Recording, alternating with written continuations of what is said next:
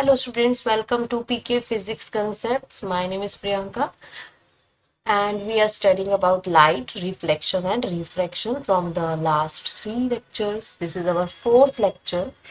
Today we are going to study about the rules for tracing the image formation by concave and convex mirror. हमारे पास जितने भी spherical mirror हैं, हमारे पास spherical mirrors concave and convex, वो क्या करते हैं, कुछ एक इमेजेस ट्रेस करते हैं। तो वो इमेज ट्रेस करने के लिए वो क्या क्या रूल्स को फॉलो करते हैं, उसको आज हम लोग स्टडी करने वाले हैं। सेकंड हम लोग स्टडी करेंगे sign conventions for spherical mirror.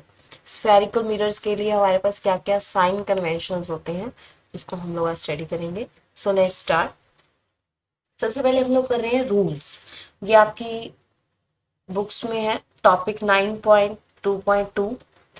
इसको ही आगे हमारे पास इसी को पूरा नाम दे रखा है, यहाँ से हमारे शुरू है रूल्स। सो रूल्स स्टार्ट करने से पहले हम लोग थोड़ा सा जो प्रीवियस लेक्चर में हम लोग करे हैं उसका हमने उसको हम लोग थोड़ा सा रिवाइज कर रहे हैं। तो फर्स्ट हमारे पास हमने क्या पढ़ा था कि अगर ये हमारा एक स्फीयर है,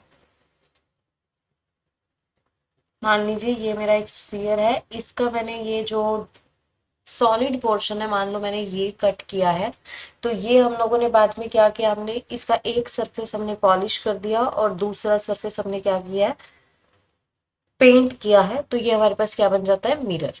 अब क्योंकि ये हमारे पास ये जो हमने मिरर बनाया है, जो सॉलिड पोर्शन मैं दिखा रही हूँ आपको यहाँ पर, ये हमने क्या किया है, इस स्फीयर से, इस हॉलो स्फीयर से कट करके निकाला है, तो इसीलिए हम इसको बोलते हैं स्फेरिकल मिरर।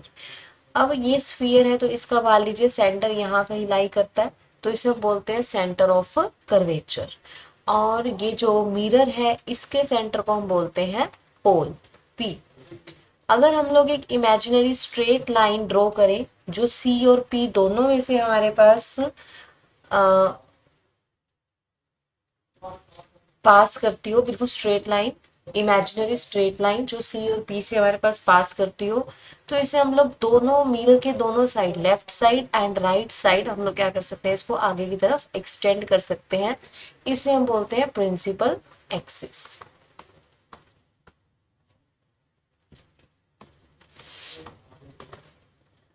सो प्रिंसिपल एक्सिस हमारे पास क्या है, straight imaginary line passing through C to P.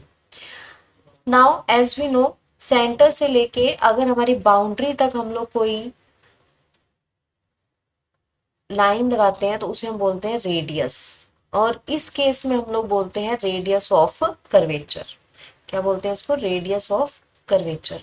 तो सेंटर सी से लेके, सेंटर ऑफ कर्वेचर सी से लेके हम लोग इस मिरर के किसी भी पार्ट पे अगर कोई लाइन ड्रॉ करते हैं तो उसे हम बोलते हैं रेडियस ऑफ कर्वेचर। तो यानी कि अब देखो सी से लेके पी जो हमारे पास है, वो भी तो पी भी तो हमारे मिरर के ऊपर ही लाई कर रहा है, तो इसे भी हम लोग क्या बोलते हैं, रेडियस ऑफ कर्वेचर। यानी कि रेडियस ऑफ कर्वेचर क्या है, it is the distance between P and सी।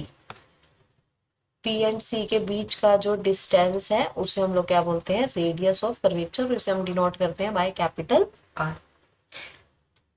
और एक बात कि जो हमारा रेडियस होता है वो हमारे पास ये जो, मान लीजिए मैं इस पॉइंट के ऊपर एक टेंजेंट ड्रॉ करूं, हमेशा टेंजेंट के क्या होता है, ये परपेंडिकुलर। या आप ये सीधा से ये याद रखिए कि जो हमारी बाउंड्री होती है उसके साथ ये जो हमारा रेडियस ऑफ कर्वेचर होता है वो हमेशा कितने का एंगल बनाता है, 90 डिग्री का। वैसे तो हम लोग इसको क्या कहते हैं, टेंजेंट क्या होता है, टेंजेंट एक स्ट्रेट लाइन होती है जो किसी सर्कल को, किसी कर्व को जो सिर्फ एक पॉइंट पर टच करे। अब ये हमारे पास स्फीयर है तो इसका ये कर्व है, अब इस कर्व को टच करते हुए अगर मैं एक स्ट्रेट लाइन बनाऊं, बिल्कुल स्ट्रेट लाइन, तो उसे हम बोलते हैं टेंजेंट। और ये टेंजेंट और ये जो रेडियस होता है हमारा, इसके बीच का एंगल हमेशा कितना होता है, 90 डिग्री। तो आप लोग चाहे इस तरीके से इसको याद रख लीजिए, चाहे वैसे याद रख लो कि जो हमारा रेडियस ऑफ कर्वेचर, रेडियस होगा किसी भी स्फीयर का या सर्कल का, ये तो आपका मैथ्स का टॉपिक है वैसे, तो वो हमेशा बाउंड्री पे कितने का एंगल बनाता है, हमारे पास 90 डिग्री का। So let's start with the first rule. First rule हमें क्या कहता है कि अगर हमारा कोई रे है जो प्रिंसिपल एक्सिस के पैरेलल है, अगर कोई रे है हमारा जो प्रिंसिपल एक्सिस के पैरेलल है, वो हमारे पास क्या करेगा, फोकस से पास होगा। अच्छा एक चीज और, फोकस क्या था हमारा, P और C के बिल्कुल मिड का पॉइंट, उसको हम बोलते हैं फोकस।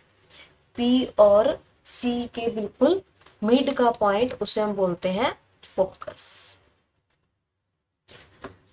और P हमारा क्या था, इस मिरर का सेंटर, कोई भी मिरर है हमारे पास उसका सेंटर, उसे हम बोलते हैं P।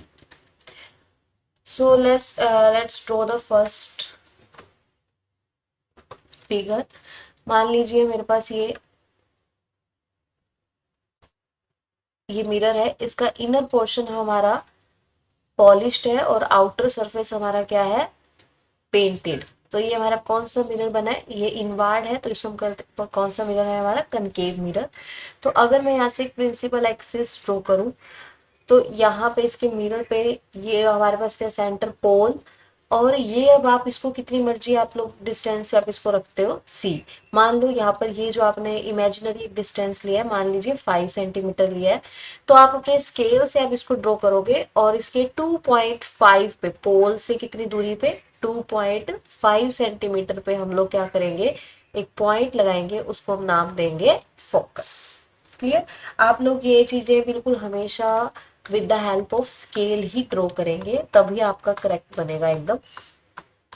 हमने ये बिल्कुल मिड में क्यों बनाया है हमारे पास, क्योंकि R इज इक्वल्स टू क्या होता है, twice of small f, where small f is the focal length. तो फोकल लेंथ हमारे पास क्या होता है, distance between focus and pole, या P एंड F। तो अगर ये पूरा हमारे पास हम लोगों ने बाय स्केल की हेल्प से मान लीजिए 6 सेंटीमीटर ड्रॉ किया है, तो ये बिल्कुल कितना होगा, 3 सेंटीमीटर होगा। ये वाला जो मेजरमेंट है आपका बिल्कुल भी इधर उधर नहीं होना चाहिए।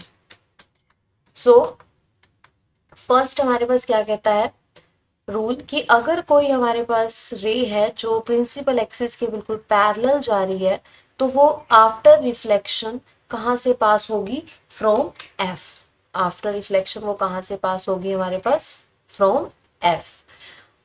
कहीं से भी, चाहे वो प्रिंसिपल एक्सिस के ऊपर है या प्रिंसिपल एक्सिस से नीचे है, अगर वो पैरेलल है प्रिंसिपल एक्सिस के, तो हमेशा वो कहाँ से पास हो जाती है हमारे पास, from the focus after reflection from the polished surface of the mirror. इसी तरीके से अगर हम लोग कन्वेक्स की बात करें, ये हमारे पास कौन सा मिरर है, कनकेव, और इधर मैं अगर कन्वेक्स की ड्रॉ करूं, तो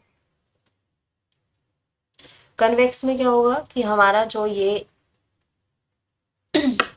मिरर है, इसका मैं इनर पोर्शन को मैं क्या कर दूंगी, पॉलिश, सॉरी पेंट, और बाहर वाला सरफेस हमारा क्या होगा, पॉलिश्ड।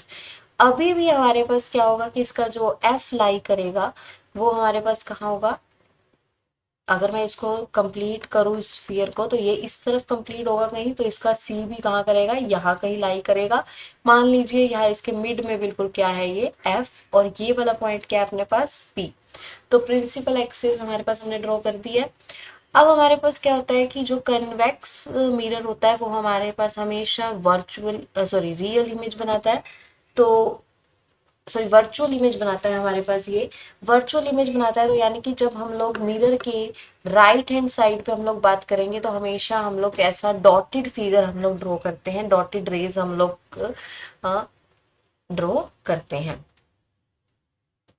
वर्चुअल इमेज हमेशा कैसी बनाएंगे हम लोग, डॉटेड। वर्चुअल का मतलब क्या होता है, नकली, जो एक्चुअल में हमारे पास नहीं बन रही है, सिर्फ हमें लग रहा है कि वो बन रही है, मतलब हम लोग उसको बाय डॉटेड रे हम लोग क्या दिखाते हैं उसको, कि वो बन रही है। तो हमारे पास यहाँ पर क्या होगा कि रे तो हमेशा हमारे पास लाइट का जो सोर्स रहेगा वो हमेशा क्या रहेगा, लेफ्ट हैंड साइड पे। ये मिरर है, इसका जो ये वाला साइड है वो हमारा लेफ्ट हैंड साइड है, और ये हमारे पास क्या है, राइट हैंड साइड।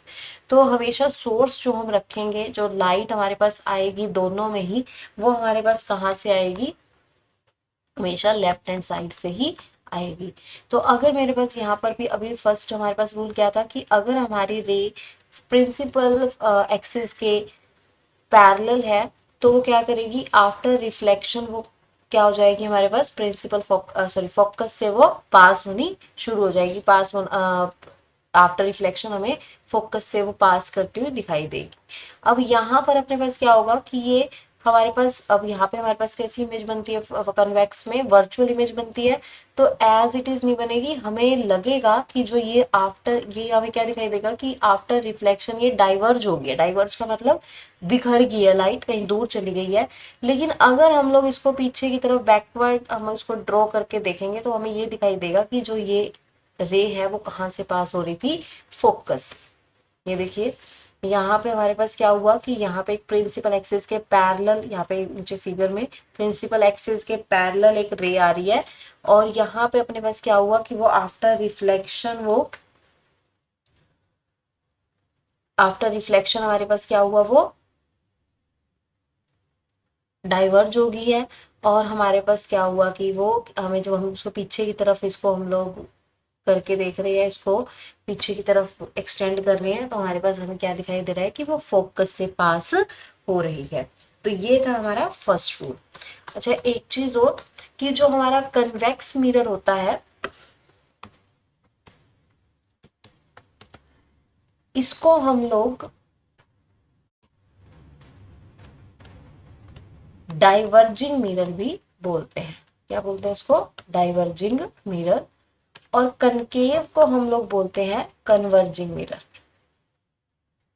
कन्वर्जिंग का मतलब क्या होता है कि सारी लाइट को एक ही जगह पे फोकस करवा देना, एक ही जगह पे कन्वर्ज करवा देना, एक ही जगह पे इकट्ठी कर देना। अब यहाँ पे क्या हुआ कि सारी जितनी भी लाइट आ रही है वो कहाँ पे कर रहा है, वो हमारे पास कहाँ पे इकट्ठी करने की कोशिश कर रहा है, फोकस पे। जैसे हमारे पास इस कनकेव मिरर के अंदर जितनी भी लाइट आफ्टर रिफ्लेक्शन आई, वो कहाँ पे इकट्ठी होने की कोशिश कर रही है, फोकस के ऊपर। और इस केस में क्या हुआ, कन्वेक्स में हमारे पास जितनी भी लाइट आ रही है वो दूर जा रही है, यानी कि वो क्या हो रही है, डाइवर्ज हो रही है। डाइवर्ज का मतलब क्या होता है, बिखरना। मतलब वो अपने पाथ से डाइवर्ज हो रही है, अपने पाथ से भटक रही है, या एक हमारे पास एक जगह इकट्ठी ना होके इधर उधर जा रही है। तो ऐसे मिरर्स को हम लोग बोलते हैं convex mirror. Clear. So next rule हमें क्या कहता है, नेक्स्ट रूल हमें कहता है कि अगर कोई रे हमारे पास, सबसे पहले कनकेव का मैं यहाँ ड्रॉ कर रही हूँ और कन्वेक्स का यहाँ करेंगे। कनकेव में हमें फर्स्ट हमें क्या कह रहा है वो कि अगर कोई हमारे पास कोई हमारे पास रे है जो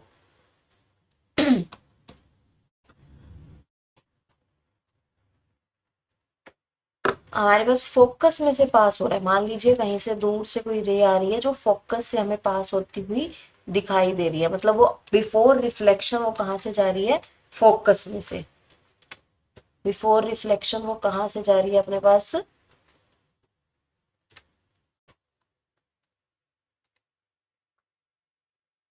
फोकस में से पास हो रही है।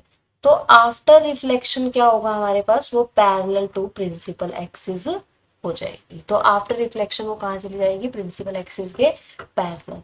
मान लो यहाँ पे कोई रे है जो हमारे पास फॉल कर रही थी, फोकस में से पास हो रही थी, तो आफ्टर रिफ्लेक्शन इस पॉइंट पे रिफ्लेक्ट होगी, टकराएगी तो, और हमारे पास क्या हो जाएगा, ये हम लोग को दिखाना पड़ेगा हमेशा, सॉरी आई फॉरगॉट।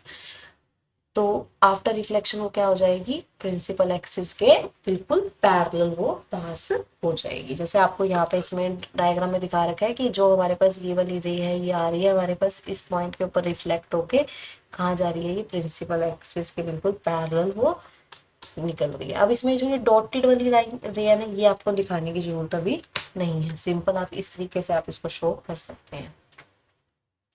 नेक्स्ट हमारे पास इसी का कन्वेक्स के लिए हम लोग कैसे बताएंगे, कन्वेक्स में हमारे पास क्या होगा कि इनर सरफेस हमारा क्या होगा, पेंटेड, और आउटर सरफेस हमारा क्या रहता है, पॉलिश्ड। अब क्योंकि ये स्फीयर इधर साइड ही कहीं पूरा होगा, तो इसका सेंटर ऑफ कर्वेचर कहाँ लाई कर रहा है, मान लो यहाँ पर इसका मिरर का बिल्कुल सेंटर कहाँ लाई कर रहा है, पॉल पे, ये पी, और इन दोनों का जो बीच का सेंटर है वो हमारे पास है फोकस एफ।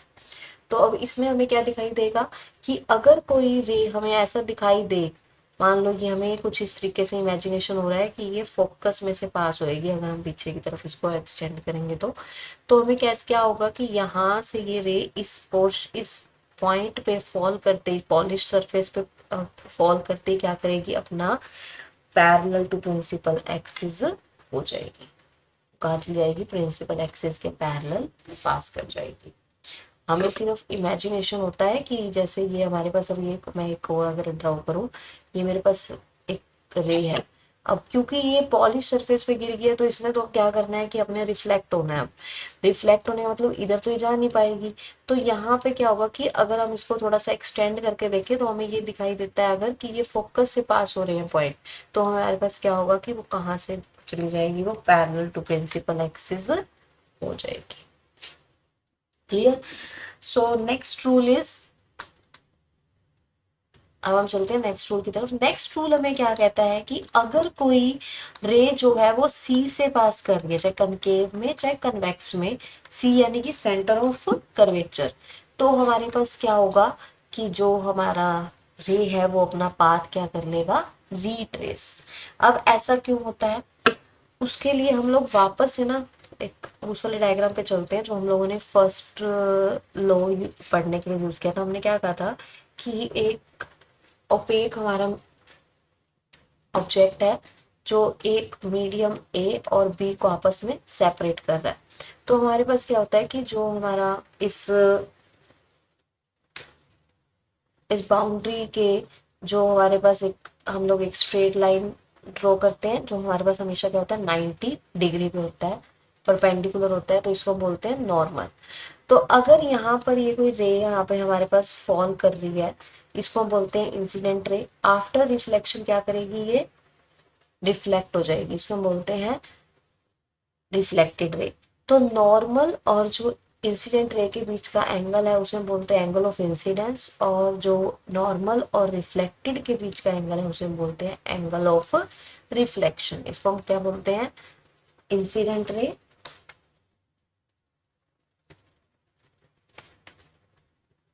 और इसे हम क्या बोलते हैं, रिफ्लेक्टेड रे। तो हमने क्या कहा था कि फर्स्ट रूल में कि आई इज इक्वल टू क्या होता है हमारे पास, आर। और ये जो आई बना है हमारे पास, आई किस में बना है हमारे पास, बिटवीन, एंगल आई किसके बीच में बनता है, बिटवीन एन यानी कि नॉर्मल एंड इंसिडेंट रे। क्योंकि हमारे पास ये वाला एंगल भी तो पड़ा है, लेकिन हम लोग इसका, हमें कोई जरूरत नहीं है, हम लोग कौन सा देखेंगे, सिर्फ ये वाला एंगल हम लोग स्टडी करते हैं। नॉर्मल एंड इंसिडेंट रे के बीच में जो बोलता है उसे हम बोलते हैं एंगल ऑफ इंसिडेंस। और एंगल आर कौन सा होता है, between normal and reflected ray. इन दोनों के बीच में जो हमारा एंगल बनेगा इसे हम क्या बोलते हैं, एंगल ऑफ रिफ्लेक्शन। क्लियर। तो अगर मान लीजिए मेरे पास ये एक सरफेस है, ये इसका नॉर्मल है इस सरफेस का। अब लाइट जो भी थोड़ी हमेशा हमारे पास किसी एंगल पे ही फॉल करे, तो हमारे पास मान लीजिए हमारा जो लाइट आ रही है, जो लाइट फॉल कर रही है हमारी, वो बिल्कुल इस नॉर्मल के ही बराबर हमारे पास फॉल कर रही है, मतलब सरफेस के ऊपर देखो 90 डिग्री पे ही फॉल कर रही है। अब जरा देखिए इंसिडेंट और नॉर्मल के बीच में एंगल कितना है, ये मेरी नॉर्मल थी और सॉरी ये मेरा इंसिडेंट रे था और ये नॉर्मल है, तो दोनों के बीच का एंगल कितना है हमारे पास, 0 डिग्री। तो अगर आई 0 है तो आर भी कितना होगा, 0, क्योंकि हमने क्या बताया कि आई इज इक्वल टू क्या होता है, आर। तो जब हमारे पास कोई भी हमारे पास रे है जो 90 डिग्री पे फॉल करे किसी ऑब्जेक्ट पे, तो वो क्या करती है, अपना पाथ को रीट्रेस कर लेती है, हम उसको ये कहते हैं। रीट्रेस करने का मतलब क्या है कि जो हमारे पास यहाँ पे इसने 0 डिग्री का एंगल बनाया नॉर्मल के साथ, अभी भी वो क्या करेगी, नॉर्मल के साथ अपना 0 डिग्री एंगल ही बनाएगी आफ्टर रिफ्लेक्शन। तो हम लोग इसको कैसे शो कर सकते हैं, मान लीजिए हमारे पास ये, मैं ब्लैक पेन से शो करती हूँ, तो ये अगर इंसिडेंट रे थी, ये 0 डिग्री पे फॉल कर रही थी, तो वापस भी क्या करेगी, वो वापस भी इसी पाथ से बिल्कुल इसी के बराबर में वो निकल जाएगी। और अब हम इसको दिखाते कैसे हैं, मान लीजिए ये मेरा इंसिडेंट रे था, तो यही हमारे पास क्या बन जाएगा, वापस रिफ्लेक्टेड रे। तो इसे हम बोलते हैं पाथ को रीट्रेस कर लेना, इसको हम बोलते हैं पाथ रीट्रेसिंग। रीट्रेसिंग का मतलब क्या है, जिस पाथ से आई थी उसी पाथ पे वो वापस चली गई है। सो हमारा थर्ड पॉइंट हमें क्या कहता है कि अगर कोई लाइट हमारे पास, रे हमारे पास सेंटर ऑफ कर्वेचर से पास कर रही है तो वापस से आफ्टर रिफ्लेक्शन भी वो क्या करेगी, सेंटर ऑफ कर्वेचर से ही पास हो जाएगी।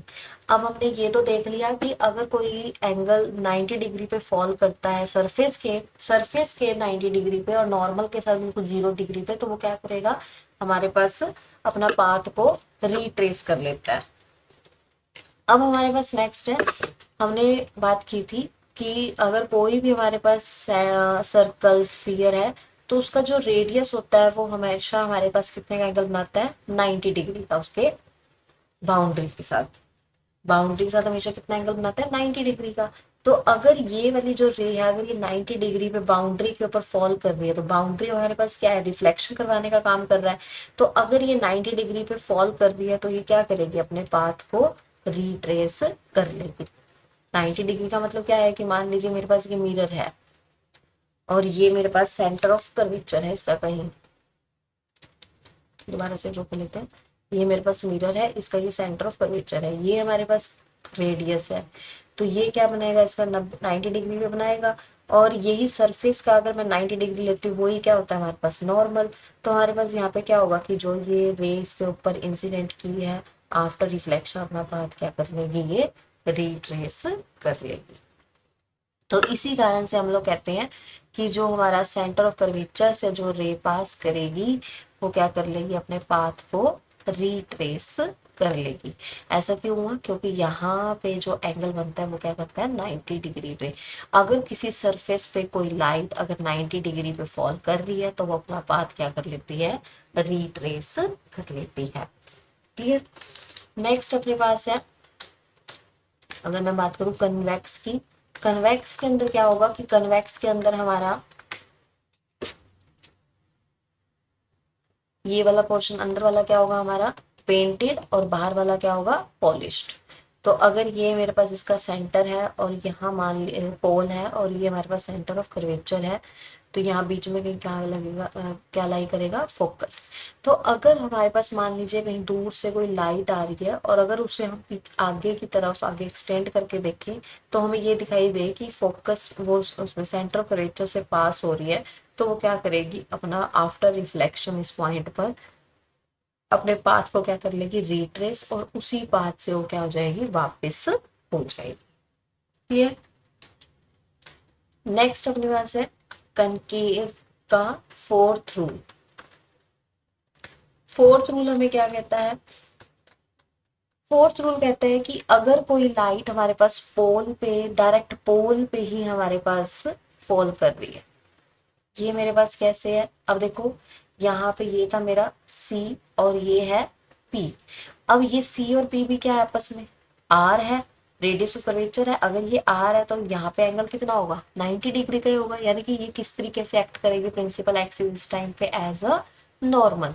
तो अगर कोई हमारे पास लाइट है जो हमारे पास डायरेक्ट पोल के ऊपर ही, बिल्कुल स्ट्रेट लाइन पोल के ऊपर ही फॉल कर रही है, तो हमारे पास क्या होगा कि अब यहाँ पे नॉर्मल और इंसिडेंट रे के बीच का एंगल कितना होता है, आई।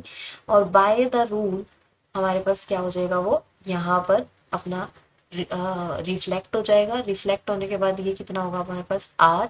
और अगर ये एंगल ऑफ रिफ्लेक्शन 30 डिग्री है तो आर भी कितना होगा, 30 डिग्री, क्योंकि फर्स्ट रूल हमें क्या कहता है, I is equals to R, angle I is equals to angle R, angle of incidence is equals to angle of reflection. Clear. अब जरूरी नहीं है हमेशा उधर से लाइट आए, ऊपर से नीचे से भी लाइट आ सकती है। तो नीचे से अगर रे ऑफ लाइट आ रही है हमारे पास और वो हमारे पास हमें दिख रहा है कि पोल से वो पास कर रही है, तो वो क्या करेगी, आफ्टर रिफ्लेक्शन, आफ्टर रिफ्लेक्शन वो क्या होगा, यहाँ से पास कर जाएगी। अब ये नॉर्मल, अब आप जब भी ये ड्रॉ करोगे ना, इस तरीके से ड्रॉ करना कि मान लीजिए ये एंगल लगभग इतना बन रहा है ना, तो जब आप ड्रॉ करोगे तो इस तरीके से करना कि रफ हैंड से भी, कि ये लगभग बराबर दिखाई दे।